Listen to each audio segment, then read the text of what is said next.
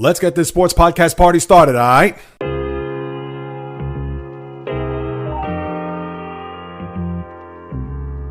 The JAYREELZ podcast. What is happening, my good people? Greetings. How are you? How's it going? How's everybody doing out there? What is the latest and greatest? Hope everybody's doing well, feeling fantastic, in excellent spirits.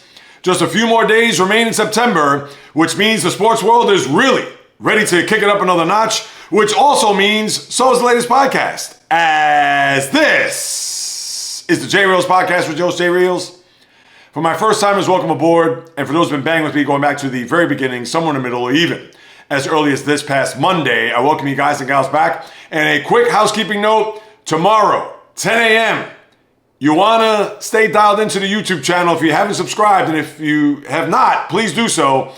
If you can hit that subscribe button, you'll get the bell and you'll get the notification showing you that at 10 a.m. tomorrow, the latest vlog will come out, reliving Shea Stadium, remembering Shea Stadium through my eyes, through my heart, through what I've experienced, but at the same time, chronicling what had transpired on the former real estate, which is now the parking lot right across from Citi Field, as I'll detail all of the highs and lows when it comes to the Mets. And yes, there's also the Jets and a big time concert, which happened to fall on the anniversary of me being there filming one of the great historic moments in music history that had taken place on the real estate of Shea Stadium. So you definitely want to be locked into that tomorrow, 10 a.m. Please subscribe if you haven't done so. I would highly appreciate that. So now as we get to it, where we thought all along that the month of September in Major League Baseball was not going to provide any punch, was not going to provide any drama, any intrigue. And boy, do we have that and then some. And who could have seen this coming? Now, to me, it's more about the Tiger collapse than it is the Guardian takeover. And that's where I'm going to begin here with the baseball segment as I step into the batter's box. I'll start with the Tigers first because who would have thought in anybody's right frame of mind? As I've said, if you've listened to this podcast throughout the whole summer, and even more so over the past month and a half, the AL Central was a wrap. It was a formality. There was no way, shape, or form that the Guardians, who showed you no life over the first 4.5 months of the year, and for them to do what the Tigers did last year, to go on this magical run, to get to the top of the AL Central and overtake them, especially last night where they were dead even after the win on Tuesday night in Tarek Skubal, and I'm going to get to him in a moment. And give it up for the Guardians. All the credit in the world, and yes, we could look at the Tiger plight as the reason why the Guardians have had this magical run. And they've had to play out of their minds in order for them to get in this position here with just 4 days left of the regular season. But the Tigers, for all that they did last year, that 31-10 finish, winning a wild card round against the Astros, and then going to a fifth game against the Guardians on the road before they petered out. And everything coming into this season, building that up to have a big year, which they certainly started off doing so. They were 59-34 at one point, which arguably was right around the All-Star break. 25 games over 500. On September 1st, before the Mets invaded Detroit to start off the month and Labor Day itself, they had a 10.5 game lead on the Guardians and 12.5 as of August 25th. And talk about synergy, today is September 25th. So exactly a month ago, they had more than a 12-game lead in the division. And when you wake up this morning, they are not in first place for the first time since somewhere in April. I think it was the early part of April, if I'm not mistaken. And where do you point the finger? Do you look at the manager and AJ Hinch, who knows his way around winning? All right, you want to talk about trash cans and stealing signs in 2017? Okay, fine. But he did win a World Series. And for everything that they built toward the end of last year and even until, let's say, July of this year, all of a sudden it's pretty much gone down the tubes. And I say pretty much because they are still in control of their own destiny. Although you probably wouldn't think about that outside of Detroit, considering how precipitously that this team has just fallen and bottomed out. And can you even say they've hit rock bottom? I guess you can, because they were in first place the whole year and then now they spit it up. Maybe it's the front office not making the big moves when they should have at the trade deadline, that they went small and didn't go big. And Detroit is, let's face it, they're a big market, but they play like a small market, which is sad because this is a team that has doled out big bucks to players in the past. All right, they kept Miguel Cabrera and they gave him the big deal. Fine, we understand he's going to have his number retired, etc. And many years ago when they signed Juan Gonzalez to that contract, okay, that's just a handful, a pittance of players that they were able to either re-sign or sign. But for whatever the reason, it's not as if they're going out there trying to compete with teams in their own league, whether it be the Yankees, the Red Sox, the Blue Jays, and the Astros, teams of that ilk. But when you're 17th in payroll, when you should be somewhere at the bottom of the top 10, or at least hovering around there, this is what happens. Now, the front office, them not making those key transactions at the deadline, is this the reason why they're here right now? No, you can't just blame it all on that, because they still had a very comfortable lead even at that time, and as I detailed in the latter part of August into September. But there's something off with this team. And to me, it has to be between the ears. Maybe not in their chest, but psychologically, they've seen this lead just slip right through their fingertips. And I don't want to pin it all on this one guy, but he would probably be the poster boy for this ineptitude, for this plight that the Tigers have had here in the month of September. And that's Tarik Skubal. Now, we all know that he is a top-flight pitcher. And you could argue whether or not that with your lives on the line, is he the guy that you want to have towing the rubber there in a winner-take-all game? I'm sure there's a lot of people that would, but there's a lot of people that probably wouldn't. Based on what you saw there Tuesday night, as the Tigers were one game ahead of the Guardians, series in Cleveland, and with a 2-0 lead, going into the bottom of the 6th inning, he implodes. And the crazy thing is that he didn't implode based on him getting hit all over the ballpark. He imploded because he gave up a bunt single to Stephen Kwan. Then, for whatever the reason, Angel Martinez, rightfully so, he's trying to bunt his way on, but for whatever the reason, Tarik Skubal should have picked up the ball, put it in his pocket, had first and second, nobody out, but he decided to play center. No, not in the NBA, but center in the NFL, as he tried to hike the ball between his legs, which it went over the first baseman's head. So now you have second and third, nobody out, and this was the beginning of the end for him. Because then he hits David Fry, of course, not on purpose, and you saw his reaction when he threw off his cap and was just despondent. With David Fry's going to be out 6 to 8 weeks with a broken nose and multiple facial fractures. Thankfully, he's doing well. Nothing along the like of a concussion or head trauma or anything like that, so we wish him a speedy recovery. But for Skubal to now throw the ball into Lake Erie, then he hits Fry, which that has him unraveled, I'm sure, psychologically. Then he throws a wild pitch, which brings in a run, on top of balking a run of the third in Jose Ramirez, and then a ground ball out to first where Ramirez scores, and all of a sudden a 2-0 lead in the 6th inning is now 3-2. And Skubal is on the losing end of this game where the Guardians win 5-2, and on top of last night winning 5-1, and now with them being one game behind the Guardians, and they've lost the season series to the Guardians, so the only way they can win a division is if they have a one-game better record in the standings, which right now is looking very dubious, considering that they're going to conclude their series in Cleveland today, and who knows if they're going to get out alive, where they probably get swept, and you can really forget about the division at that point.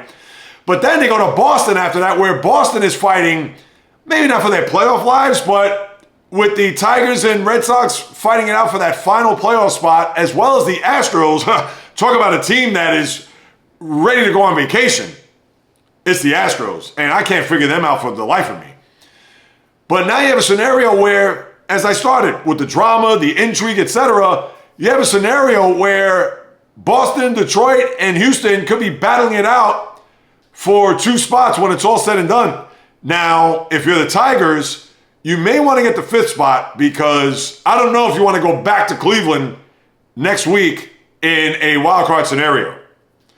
And who knows, maybe that would actually bode well for them considering that the Guardians swept the Tigers last week, if you recall, in Detroit, and now they're on the verge of sweeping them here, that if you end up being a 6th seed in the American League, you're going to have to play Cleveland yet again for a 3rd week in a row. Now, who knows? That could actually bode well because remember, Cleveland beat Detroit in the division series last year, and they won the season series this year, and maybe on the heels of back-to-back sweeps, or if not, they win 2 out of 3, but certainly they've had their number this year, and then have to go back to Cleveland to face them in a wild card round? Ooh, that could be a tall order, but you never know. It's weird with sports and even baseball. Watch them go into Cleveland next week if it just so happens to be that, and they end up beating them in the wild card round, and maybe they take off, and who knows how far they go in October. Obviously, that is still to be decided. We have a lot of time between now and then. Who knows if the Tigers even make it to the postseason. But here's the thing. All is not lost on the Tigers because they do play the Red Sox, which are going to be playoff games. Let's face it.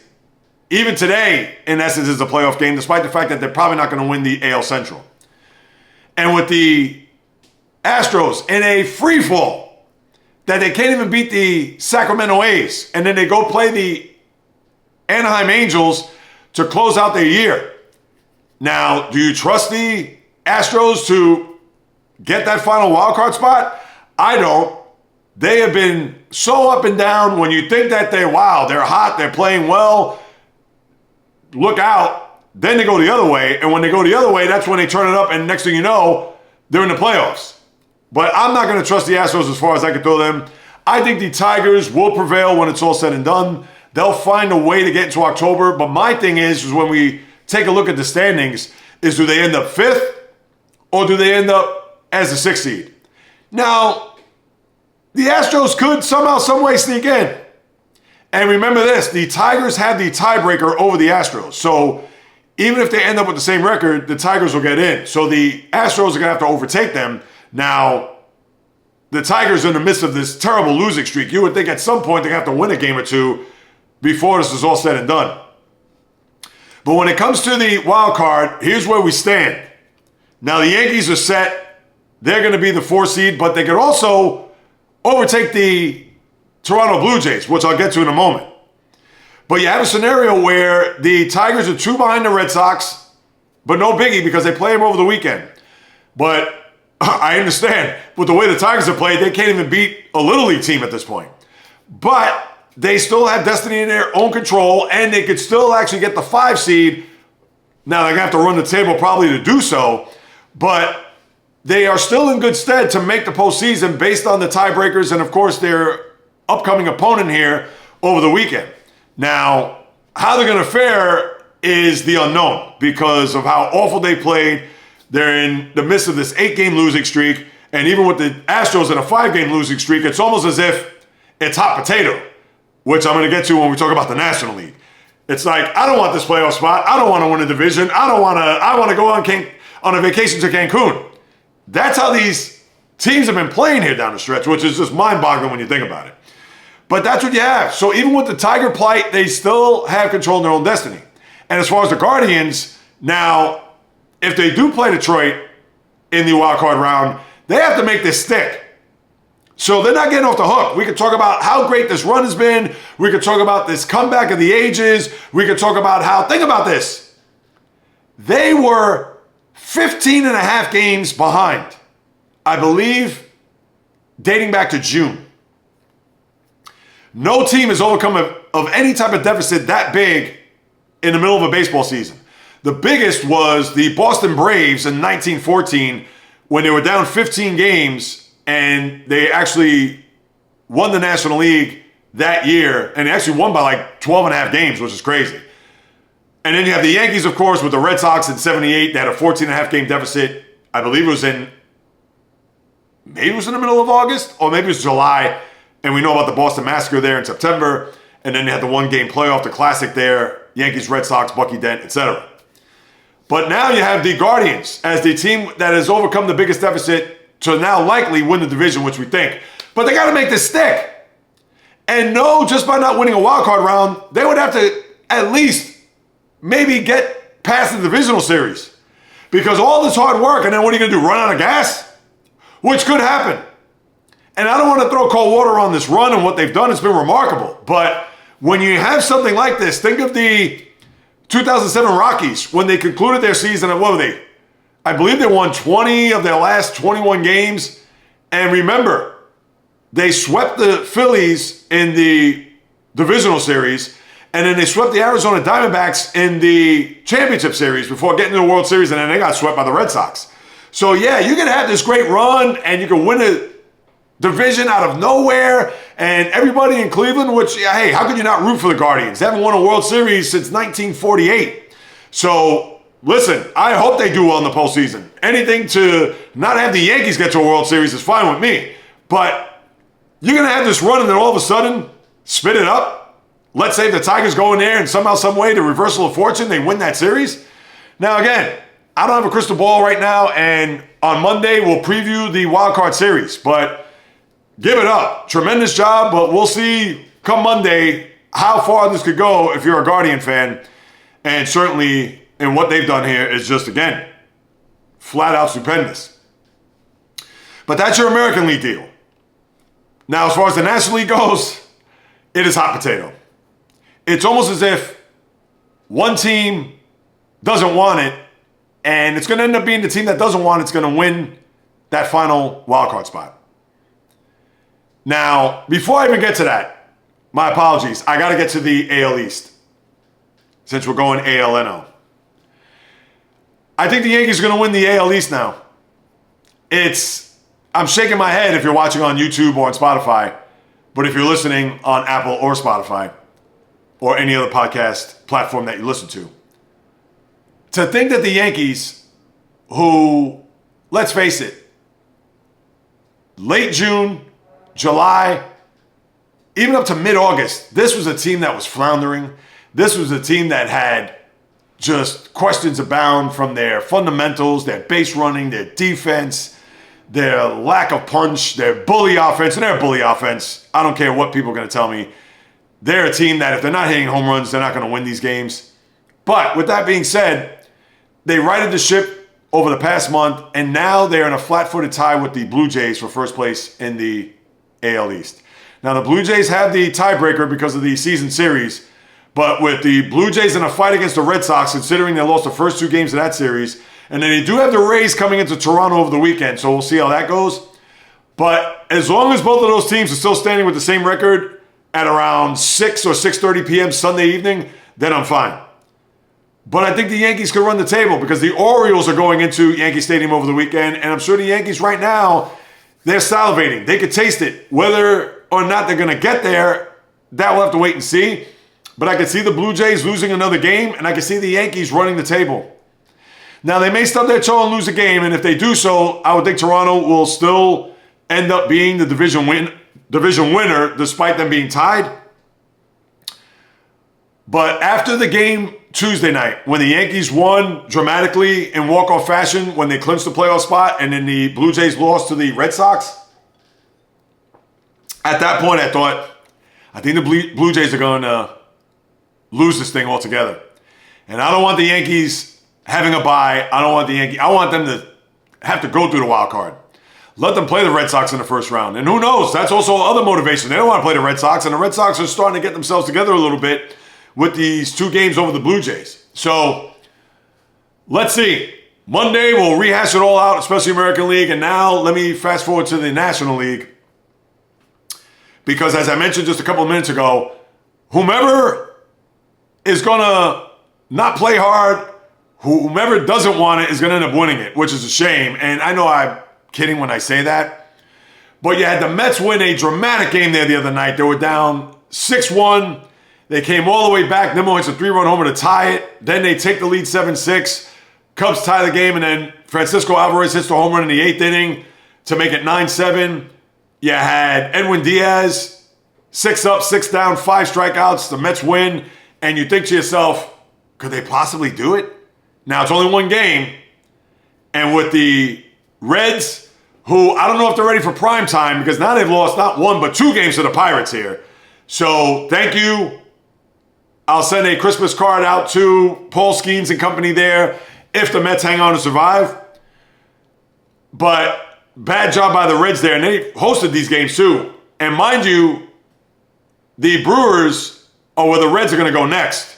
And I believe those games are in Milwaukee. We'll talk about the schedule momentarily. But not a good job by the Reds here. And maybe because they had the final wild card spot going into the game Tuesday night, that there was some pressure there and squeezing the bat in a little extra too tight. Although Terry Francona's been around the block several times, but these players have not. Very young team, young pitching staff, etc. So who knows? But then you also have the Diamondbacks you have to worry about, where they won a big game there on Tuesday night.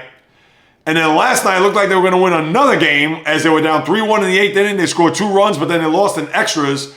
So the Mets, who, if the Diamondbacks would have won last night, they would have been in a tie with the Mets for the final wild card spot. But the Diamondbacks have the tiebreaker, not based on head-to-head, but based on the better intra-division record. So the Diamondbacks have a better record in the NL West, or versus teams in the NL West, than the Mets do versus teams in the NL East. That's how the tiebreaker falls, people. I didn't make it up. So you don't have to worry just about the Reds. You also have to worry about the Diamondbacks here. Now, here we are after a brutal performance there by the Mets last night. Way to piggyback the game on Tuesday with just a no-show, and I get it. Jonah Tongue, after the good performance against the Padres there last Thursday afternoon, you knew there was going to be a clunker coming along, and I saw it coming, and that's what you got there last night. So I don't want to pin it all on him. But now the Mets, all these games are playoff games. This is a big-time game for them tonight. They have to go to Miami with a win here. They do not want to go to Miami tied with either Arizona. Now, they have the Pirates tonight. I think could be an afternoon game. Let me just double check that as I look at the schedule. That game is at 12:40. So the Mets are going to know when they play their game tonight at Wrigley, 7:40 p.m. Eastern, they're going to know whether or not whether or not the Reds have won or not. And think about this. The Dodgers play Arizona at 3:40. So the two teams that are literally right behind them, looking over their shoulder, they're going to know their fate by the time they step into the batter's box, Francisco Lindor, for first pitch. So if both of those teams win, it's an absolute must. Both of those teams lose, it's an absolute must, but they do have a safety net. But I don't care. If both of those teams lose, they need to win. Because to be 2 games up with 3 to go going into Miami, and listen, the Mets have had history with the Marlins in final games of the season. Think 07-08, Shea Stadium. Shea Stadium vlog tomorrow on the YouTube channel. Please subscribe. So, listen, I can't tell you how this is going to shake down. I really cannot. I don't think the Mets are going to make it. I said this a couple of days ago. Something tells me they're going to be a game up and they'll lose, and then either the Diamondbacks or Reds, who will be a game back, will find a way to win, and next thing you know, the Mets are going to be out. And as far as the schedule goes for the weekend, here's what you got. Mets in Miami, 3 games, as you know. The Cubs, who, let's see, they had this losing streak, and hopefully they continue to lose, even though they did win last night. But you know what I mean. Hopefully they'll give the Mets a victory. Now, I'm sounding like a stupid sports fan right now. But one more time, people. The Reds will be in Milwaukee. And then you have Arizona. They're going to be in San Diego. And San Diego, I don't think they're going to be able to catch the Cubs right now. So they're probably going to rest everybody. But I'm sure they're going to want to do their best to get Arizona out, division rival, etc. That's what you have in the National League. And in the American League, as I detailed, you have Tampa, Toronto, Baltimore, New York. That's for the AL East, because both teams are tied right now. Then you have Seattle, who clinched, and congratulations to them. And Cal Raleigh, I'm going to mention him in a moment. But you have gotten Boston at Detroit, which is all you need to, or Detroit at Boston, I should say. Obviously, those are going to be playoff games. And finally, you have Houston, who they'll be playing on the road. Well, let me double check that. Houston is in Anaheim over the weekend against the Angels. And as far as the Mariners, they've already clinched the division. Kudos to them. They'll likely be let me see. Let me make sure. They'll be a 2 seed, although they're a game behind the Yankees and Blue Jays right now. But let's just say, for argument's sake, they'll be a 2 seed. So they'll have a bye, they'll have all their pitchers rested, etc. Cal Raleigh is now 2 home runs away after hitting 2 home runs last night. 2 homers away from tying Aaron Judge for the most home runs in a single season in the American League. And they play the Dodgers over the weekend, whose magic number is 1. So if they win today and beat the Diamondbacks, which I hope they do, then they can rest everybody for the weekend and maybe throw batting practice to Cal Raleigh. You'll have a scenario where Raleigh could actually eclipse Aaron Judge before it's all said and done. And they also have a game today against Colorado. So could you imagine that Cal Raleigh, in some people's eyes, Aaron Judge is the single-season home run king because they're not going to look at Mark McGwire back in 98 when he hit 70 or Barry Bonds in 2001 when he hit 73 because those guys allegedly had, taken steroids. Where Raleigh, if he hits 63 home runs and passes Aaron Judge, there may be some people that'll think that Cal Raleigh is your single-season home run record. And if that's the case, he's going to win the MVP. And I think he's the front runner to win the MVP now, despite Aaron Judge hitting 2 home runs last night in his own right, where he has 51. But Raleigh and the Mariners and what they've done, I mean, come on. And he's a catcher. And all the records he broke, switch hitting, as far as how many home runs in a season, beating Mickey Mantle, beating Ken Griffey's single-season home run record. I mean, go on down the list. So that's what you got with baseball. Looking forward to it. The drama, the intrigue is now peaking. And boy, Monday, I'm either going to be a disaster psychologically as a Met fan, or I could be talking about a Dodger-Met first round wild card come Tuesday. And I think that's it. Any other baseball news and notes? Let me just double check. I want to make sure. Oh, you have this. Let me bring this up real quick. So next year, you're going to have the ABS system implemented in Major League Baseball, which means that you're going to have humans umpiring the game, but there's going to be a system where you'll have 2 challenges in the game that only the player, the batter, or the catcher could argue by tapping their helmet. So the manager or anybody from the dugout cannot call a challenge. And who knows what happens? Is that automatic ejection? I don't know. So you have a situation where if the batter deems that could be a ball, he could tap his helmet and be like, can we see a replay on that? I'm sure he has to look at the dugout because you just can't tap, and the next thing you know, the ball is a ball, and then you lose your other challenge. Because obviously if you win your challenge, you get the second challenge. And in extra innings, they'll be upon discretion whether or not balls and strikes will be looked at. But I think it's time. Now we don't have to worry about the umpires with their wide strike zones or their postage stamp strike zones, whether or not that was a strike, whether or not that was a ball. That could be erased now with the system being implemented next year.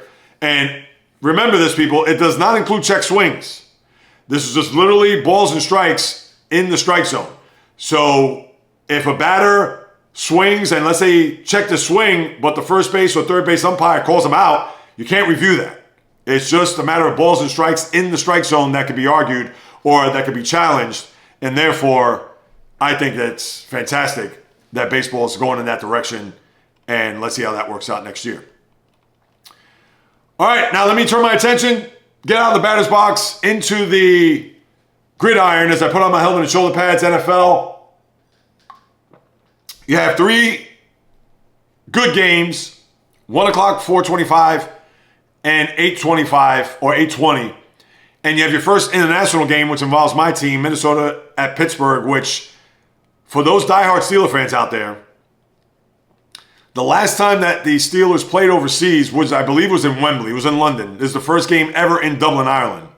And that, of course, because of the Rooneys and their ties when the dearly departed Dan Rooney, who was an ambassador to Ireland prior to him passing, and obviously the connection. So I'm sure there's going to be a lot of the locals that are going to flock to that game and root for the Steelers big time. But the last time the Steelers played overseas, again in London, was against the Vikings, and it was during this week, week 4. I'll never forget it. I actually ran a mud run, Orchard Beach in the Bronx, where the Steelers played, and they were the road team. Steelers played, and Adrian Peterson ran roughshod over the Steelers that day. And if you recall, Steeler fans, they were 0-4 to start that year, 2013. And they ended up, I think they were 9-7 that year. No, they may have been 8-8, because remember, Tomlin has not had a season under 500. No, they may have been 8-8, because they started off 0-4, and they're probably 8-4 the rest of the way. So to think they're going to reconnect 12 years later, almost to the day, because that was September 29th, and the game on Sunday would be the 28th. So that would be your first game of the day as the international series is ushered in. The following week, Minnesota will actually stay out, not in Ireland. I believe they'll fly to London, and the Browns will fly out there because Minnesota will play Cleveland the following week. So those are your 2 back-to-back overseas games. But you have Philadelphia, Tampa. To me, I think that's the game of the day. I know Baltimore, Kansas City has a lot of juice because of their recent history. The championship game, the season opener last year, Isaiah Likely back in the end zone. But because both teams are 1-2, although star power and a lot of ramifications as far as long-term when it comes to tiebreaker, but both teams at 1-2, and the Ravens were awful on Monday night. Their defense is beyond putrid, and Zach Orr could be on his ear out in the street. Hey, listen, I don't have any offense to him, but their defense has been abominable. And with their start, that is inexplicable. I'm sure they're going to turn it around. They'll right the ship. Everything will be fine. But the Ravens, very disappointing here, especially after these first 3 games. All right, the opener against Buffalo, that is one that's going to stick to your ribs forever. They beat the Browns whoop-de-doo, but the Lions ran up and down the field on you and were unable to. And then, of course, the fumble there by Derrick Henry late, 28-24, which you were hoping to get the drive to put it in the end zone, but that didn't happen. So, and listen, I'm not going to shed any tears for the Ravens, as you know, me being a Steeler fan, but with the defense and how they played, I'm sure Ray Lewis, Ed Reed, Haloti Ngata, Terrell Suggs, they were spitting out their Coronas watching that performance there on Monday night. But Baltimore, Kansas City, still a lot of appeal. One of these teams, in all likelihood, will be 1-3. So keep an eye on that. And then you have Green Bay at Dallas. All right, the Cowboys, we know that they're a ratings magnet. But it's Micah going back to Dallas since the trade, and even admitted this week that it's going to be painful to try to sack Dak Prescott. But, of course, he's going to take it. When are these athletes going to learn? And I get it that they don't want to add maybe bulletin board material. Not that it'd be anything inflammatory if he came out and said, yeah, I'm looking forward to this game. I'm going back home, quote unquote. I am nervous, blah, blah, blah. He talked about having a suite that he still owns prior to, I guess he got it prior to this year. And after this year, I guess it'll be gone because obviously he's no longer a Dallas Cowboy. But he said that suite's going to be full, blah, blah, blah. But said it's just a regular game. Nonsense. If you're talking about your suite's going to be full and I got family, friends, it is not another game. I wish these athletes would come out and say, whoa, listen, I'm going to be amped up. Nothing personal against those guys. And even did make a mention that it may have been personal in the front office. So, but that was more with the suite, not necessarily with what had taken place.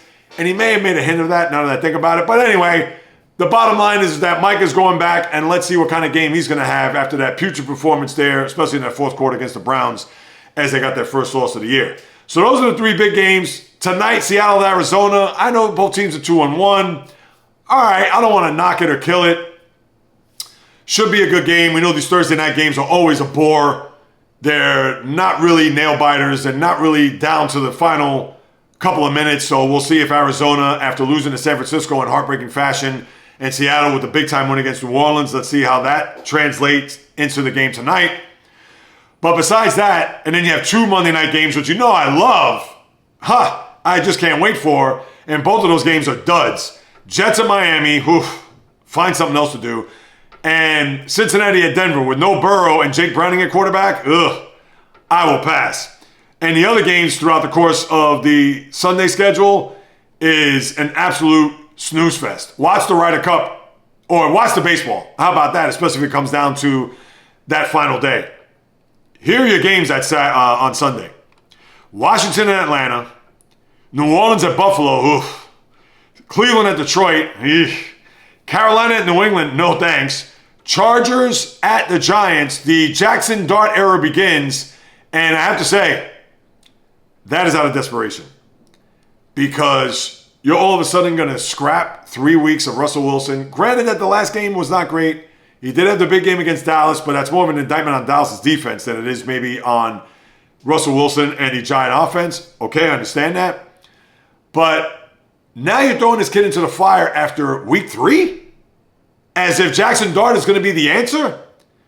Why don't you wait until after that stretch where you play the Chargers this week, you have at the Saints next week, then it's Eagles at Broncos at Eagles. Could you wait till after that to bring in Jaxson Dart? And I understand your season could be up in smoke at that point. You could be 0-7. All right, maybe I'll give you a game. I'll throw you a bone. Maybe 1-6. At that point, then you can bring in Jaxson Dart. Now you bring him in to a game where a Charger team is 3-0, playing well. Watch them lose this week. But then you go to New Orleans. If you lose this week, and then with Jaxson Dart as your quarterback, you lose at New Orleans, where New Orleans is the likelihood of them losing in Buffalo is very high. Watch the Saints find a way to win, and they played well at home. They were competitive in the 2 losses, I get it. But now if Jaxson Dart, for whatever the reason, wets the bed, plays poorly in New Orleans, and gives them their first victory, Brian Daboll is not making that flight back. That's it. No ifs, ands, buts, babies about it. So that's why it is a panic move. Now, I don't know if this is more on Daboll or if it's more on the front office or a combination of both. That I do not know. But to bring him in after 3 weeks to be under center, charge a team that, all right, I'm not trying to say they're world beaters, but they're off to a 3-0 start. They've beaten every team in their division to start off the year. Kudos. And a come from behind win against Denver last week. But I think it's a bit premature, if you ask me.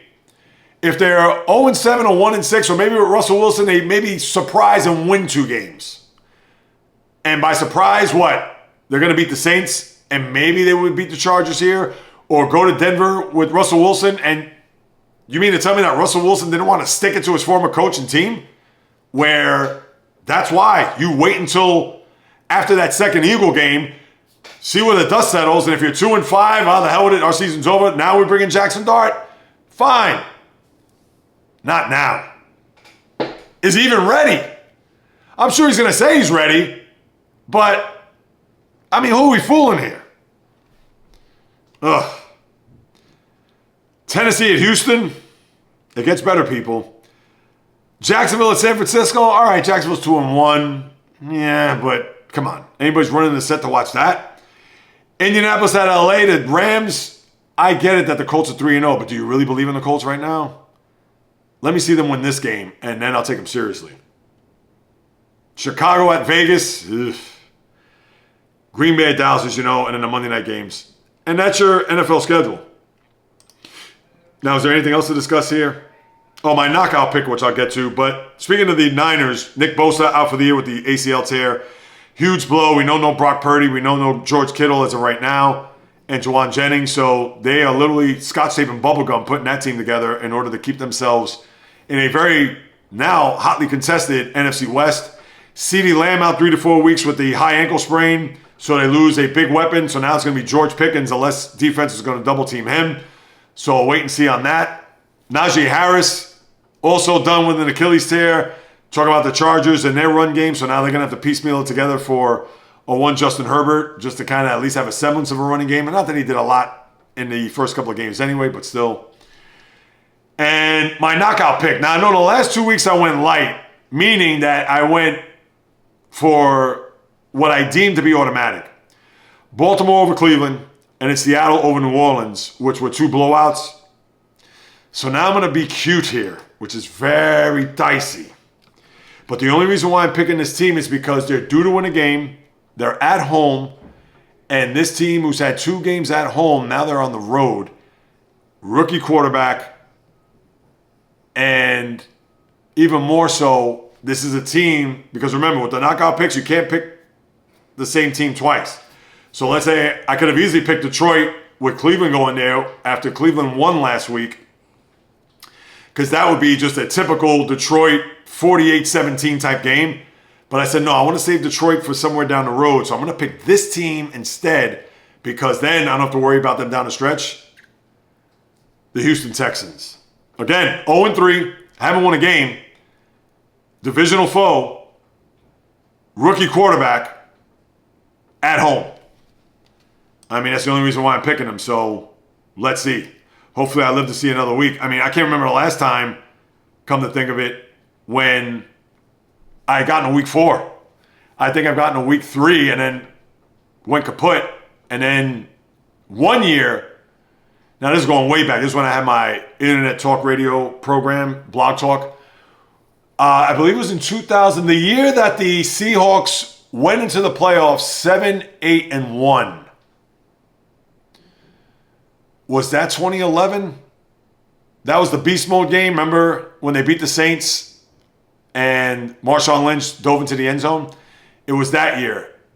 I literally went 16 or 17 weeks to the last day of the season, and I picked St. Louis for whatever the reason to beat Seattle, and I probably picked them Seattle early that year in the knockout pool. But I went all the way to the final week of the season until I got knocked out, and I picked St. Louis over Seattle, and that's when they won the division, and then they won the playoff game against the Saints before losing in the next round, I believe, 2011. When did they lose to that year? I'd have to think about that. It's been a while, so. But that's your NFL. I'll stick with the football. College, you have 3 games. LSU Ole Miss at 3:30. Obviously a big game there. Let's see what LSU will do on the road against Ole Miss. But now here's the big one. In fact, there are 2. But there's a big problem attached to that. You have 2 primetime games. Oregon at Penn State. Not the same Oregon team of years past, but still formidable. And you know, Penn State licking their chops, especially after what happened there in the Big Ten championship game last year. But then you also have Alabama and Georgia, where that game last year on this same weekend was a classic. Alabama up 30-7. Georgia comes all the way back. The bomb there, Jalen Milroe, take the lead, hang on the win. And there's a big game for Kalen DeBoer. I understand he won this game last year, but it was in Tuscaloosa. Now he's got to go to Athens. So, big game for them. But why are they both on at the same time? Why couldn't one of those games be at 3:30? I mean, for me, I want to see Oregon Penn State. I think Georgia's going to beat the brakes off Alabama. Maybe that's a little bit too strong. No, I think Georgia's going to comfortably win. 31-21. Something along those lines. But that Oregon-Penn State game, it may get swallowed up by Alabama, Georgia, only because of SEC. And I understand, hey, listen, Big Ten is the second best conference in the nation. And I'm sure a lot of people are going to want to see how Penn State does against Oregon in this spot, considering a lot of people get on James Franklin, the head coach, and Drew Aller, the quarterback. You would think he's going to probably have a big-time game at home in his building, 115,000 there in Happy Valley, and Oregon will fly back probably as losers. But we want that as a standalone game, not as one you got to flick back and forth, so you can't really get a good feel of this game, especially if both of these games are close, because you could either watch one on the phone, because one of the games will be on Peacock, which is the Oregon-Penn State game, and then the other one will be, I believe, ABC, if I'm not mistaken. So I don't want to say what do you do, because in the world that we live in, technology, you could monitor on multiple devices, but still, I want to be able to watch one of those games in its entirety and not flick back and forth. And as it is, and I'm going to say this right now, as to be transparent, Saturday happens to be my wife's birthday, and we have a whole day planned, even into the evening. Now, I'll try to sneak in watching scores as I'll be in a comedy club at the time. But it's going to be tough for me to watch this game as it is. Because it is the wife's birthday. I can't hijack, hey, hon, I got to watch Oregon Penn State. It's going to be, well, yeah, you can sit home. And the next time you leave, I'm changing the locks. And here's a divorce paper. So, I got to pick and choose my battles, people. So, but I'll be monitoring closely. I'll watch highlights. I'll put it all together, recap it, and hopefully the games are good. But you have 3 good college football games. Other than that, you don't have anything else. But those are still 3 very good standalone games. Well, standalone in the sense where we could dissect and certainly analyze come Monday. But that's what you have there in college football. And then let me turn my attention to the hardwood as I lace up the high tops. And this is going to be twofold. And I have to start off with the good, and then I'll get to the bad and ugly with the WNBA. And also NBA too. I got to throw that in there because there was a bad development that happened. So this is all going to be tied in together. But I'll do the NBA second, WNBA first, because they're obviously playing right now. I know there aren't a lot of people that care about the WNBA, and hand raise high in the air. If you didn't watch on the channel, I put out a vlog of why I have not followed the WNBA until now. And since the All-Star break, I've been on top of it. Now, have I watched every second of every game? I have not. But I've been able to follow and catch myself up and, oh, wow, this happened? Oh, wow, all right, great. Their playoff so far has been fantastic, no matter how you slice it.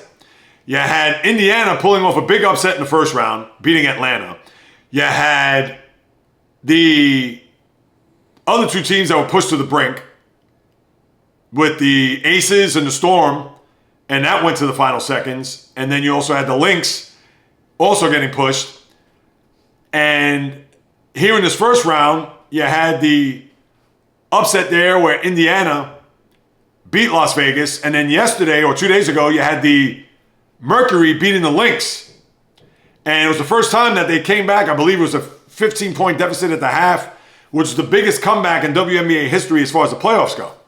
So now you have 2 series where the scene will shift to the team that doesn't have the home court advantage. So you have Las Vegas going to Indiana and Minnesota going to Phoenix here, and it's a best of 5.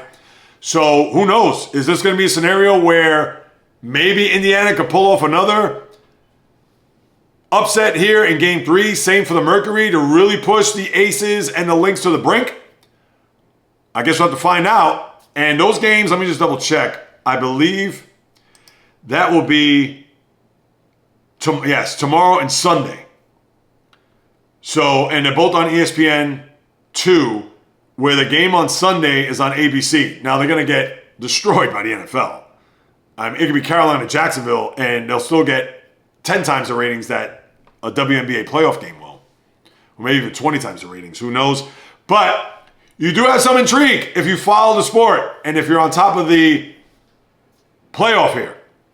And why not? Minnesota, for everything that they did this year, being the best team, best player, Nafisa Collier, who could have been an MVP. We know that went to Asia Wilson. But now there's going to be some pressure on the road. Both of these teams are Vegas. Remember, they had that 17-game winning streak before it was snapped in the previous round with Seattle. So let's see. I'm intrigued. Now, it's tomorrow night. Will I watch every second of every game? No. But I'll tune in. If the game gets out of hand, all right, I'll get on to something else. And as it is, I'm going to be out tomorrow night with the wife celebrating the weekend at a friend's house as they invite us over for dinner. So maybe, hey, could you put it on just for a minute or two so I can watch? But yeah, I'm not going to be second by second. As it is, I'm not going to watch Mets Marlins. So, of course, this is where life gets in the way. And rightfully so. You got to live. It's the wife's birthday weekend. But I digress. I'll be on top of this. We'll see how this all shakes down as we get into Monday, where we could have both series over by then, or we could have a Game 5 the following week in either one of those 2 series, or a gigantic upset, whether it's the Fever or the Mercury. So you got that heading into the weekend if you're a sports fan. So that's the good. The bad, and I'll throw a little NBA in here as well. Fred VanVleet tore his ACL in an off-season workout. I'm sure it was probably right before training camp here, as training camps will open up on Monday. So he's done for the year. Van Vliet, as you know, champion with the Raptors, but recently with the Rockets, who obviously have big-time expectations with the KD trade and with the likes of Amen Thompson, Alperen Şengün, Van Vliet, who now is going to be on the sidelines, which is a big blow, brings experience, brings know-how. So how that's going to fare for the Rockets, I'm not trying to make Van Vliet out to be a perennial all-star, but still, guy who knows his way around winning, around the league, and has been a part of the Rocket fabric for a few years now. Now he's going to have to be a cheerleader on the sideline, so that's the bad part. Now to flip back to the WNBA and the ugly. And listen, I'm not going to sit here and say I know all the inner workings of what's gone on in Brooklyn with the Liberty. But as a sports fan, and I've seen this movie many times, so I could certainly have an opinion on it. What the Liberty did to their head coach, Sandy Brondello, and again, I don't know if the players tuned them out. I don't know if there was a disconnect. I don't know. And I've tried to get some scoop or get some inner workings on what had happened here as the Liberty just a couple of days ago fired the aforementioned, the head coach, which, think about it, they have not gone past an entire year since they won their first and only WNBA championship when they beat the Lynx last year. That's number one. Number two, she was the all-time winningest coach in Liberty history. So if you come off of winning a title, on top of being the most successful coach in its franchise's history, and you finally won a championship after going 5 previous times and not winning, why is she out on the street? Now, difference of philosophical or philosophy that's gone on? Again, I don't know. Situation where they want to go in a different direction? Okay, I can respect that, but why? Considering Breonna Stewart was hurt for 13 games in the season with that knee injury, because they were banged up, because they weren't whole, and I get it, they're not the only team in the WNBA that had to deal with that, and they did, I get it. They blew a bad game at home in Game 2 to Phoenix, when they won Game 1 in Phoenix, where they could have closed out that series and advanced in the semifinals. But to just, all of a sudden, we're done with you, Sandy. Thanks for the memories. Thanks for the championship. Yes, you're the all-time winningest coach. Thanks for everything, but here's your pink slip. I get it. It's not the NBA. I get it's not the NFL. Far from it. And it's not going to get the scrutiny or the publicity that it would get if this was a situation in the aforementioned, we'll just say NBA for now, because just like with Tom Thibodeau when he got jettisoned, what? They had the most successful season as far as advancing in the postseason in 25 years. A guy that has certainly built a playoff resume here in New York. He's won series. He's now a step closer to a NBA Finals appearance. And then now all of a sudden you're going to pull the plug? To me, it's the same deal. But the thing is, she not only was the most successful coach, but she won a championship not even a year ago. And make it make sense. I gotta look into that. I gotta find, you know what? I may go digging on this. Do a little Pablo Torre to see what in the hell happened there with Sandy Brondello being jettisoned not even a year after her winning a title and having that parade. I don't know, was the parade in Brooklyn? Or maybe it was up the Canyon of Heroes for all I know. I don't know, but yeah. I just think that's a terrible job by the front office by doing that. And like I said, it's almost inexplicable. And they didn't even give you a reason why. So let's see. All right, now, and also Bruce Pearl stepped down as coach of Auburn after 11 years. And I forgot to mention, too, with the college football, Mike Gundy gets fired from Oklahoma State. He'd been there forever since, 2003, I believe. But he had one of the all-time great quotes after Oklahoma State losing and killing the players. And he comes out to the press and says, "Don't talk to the players, talk to me. I'm a man, I'm 40. One of the great lines in the press conference of all time. So Gundy out. I don't even know who the interim is. And then Bruce Pearl steps down as coach of Auburn for 11 years, as you know. And Auburn had their runs, Final Fours and things of that nature, but never getting the brass ring. As a matter of fact, let me just look to see if there's anything else that I missed out on. No, I think that's it as we move it along. Yeah. Now, let's get to the Ryder Cup in golf as I take out the golf clubs as we wrap up the podcast here. Now, the Ryder Cup, as you know, happens every 2 years. 2 years ago was in Rome.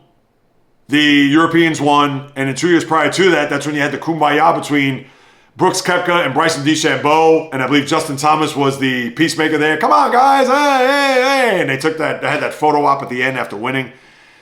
And DeChambeau is going to be a big-time figure here because... And there's a lot of storylines with this.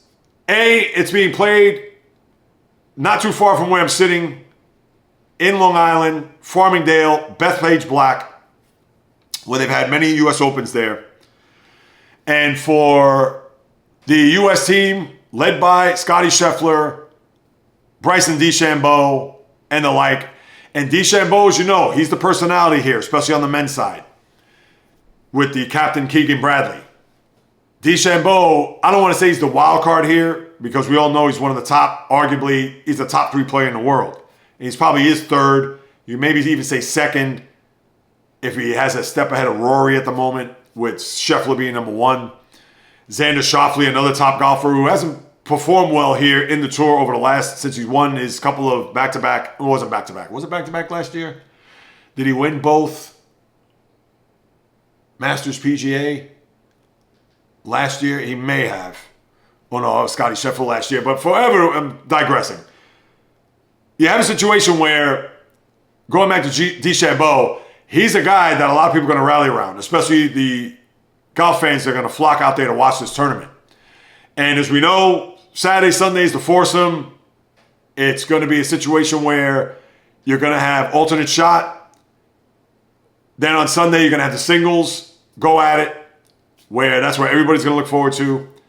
And a lot of people are thinking it's going to be close, 15-13, whatever. But with DeChambeau, you wonder if the made up or if there's actual fact, the rivalry that he's going to have with McIlroy, how the pairings are going to match up, especially once you get to Sunday. And him being a big figure here, because Scottie Scheffler, he's a mild-mannered, humble guy. A lot of these golfers don't have big-time personality, where DeChambeau has personality. And he's going to go up against a European team that is bringing back 11 of the 12 players that were in the previous Ryder Cup. So that's something else to look out for. And these guys are stacked. Jon Rahm, Rory, Shane Lowry. I mean, it is a gauntlet. Sergio, who I think will be Tommy Fleetwood. These are guys that are usually at the top or near the top of the leaderboard on every one of these golf majors. So, and the continuity, I think that helps. And then with their captain, Luke Donald, he's already come out with some barbs during their introductory press conference yesterday as they had their ceremony, their opening ceremony, because today the weather in New York is going to be very dicey, a lot of rain in the forecast. So they did a lot of that yesterday, where Luke Donald came out and says, yeah, we're not here to play for money. We're here to play for pride, where there's been a lot of talk on the U.S. side that it's been more for money and what the jackpot, the purse will be, etc. So there has been shots fired. And I understand, once you get on the court, it's all laser-focused precision. It's not all the riffraff or all the banter prior to the tournament, because they're not going to be thinking about that as they hit off the first tee.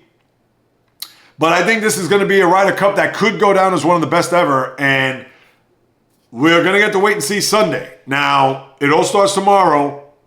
Again, you're going to have the foursomes. I don't even know who the pairings are, the foursomes are to start off.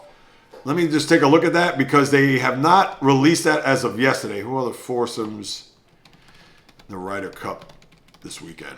Yeah, I want to know who they are. Where the Ryder Cup Friday morning pairings announced. Yeah, how about it? Bethpage Black, yeah, we know. Rain in the forecast. Yeah, we know about the tee times. They're going to start early tomorrow. Yeah, nothing here. They haven't had... Oh, the pairings will be revealed at 4 o'clock today. And right now, I'm still in the AM. So keep an eye for shorts on my YouTube channel, as if any of the pairings are juicy, you know I will be on top of that. But I would think this is going to be close based on what I've listened to, based on what I've read, based on what I've watched. And generally, the home teams usually win. So the U.S. looks like they may hold serve here, although the Europeans, they have a very stout lineup, as I've detailed, especially among the top. And again, a lot of the continuity where the U.S., they have, I believe, 3 rookies, including Ben Griffin, who's going to be a very good player. But you have 3 guys on the U.S. side that are carrying guys that are tasting this for the very first time. So you got to factor in some nerves. You got to factor in some maybe performance anxiety. And obviously, if they don't perform well, will they even see the light of day come Saturday or even Sunday for that matter? That's something you got to factor in. But I think that the U.S. will hold their own to get to Sunday. And then when you have match play, that's when it's going to be on with the singles. So let's see. I'll be on top of that as best as I can throughout the weekend. As you know, I have a busy one to boot. And therefore, that is your podcast. Now, I don't know who's going to... I would say the U.S. is going to win just based on track record of the home course advantage. And because a lot of people are going to flock out there to witness this, and I'm sure they're going to do their best to try to will the U.S. to victory. Therefore, I'm going to say that. But I would not be surprised in the least that the Europeans win.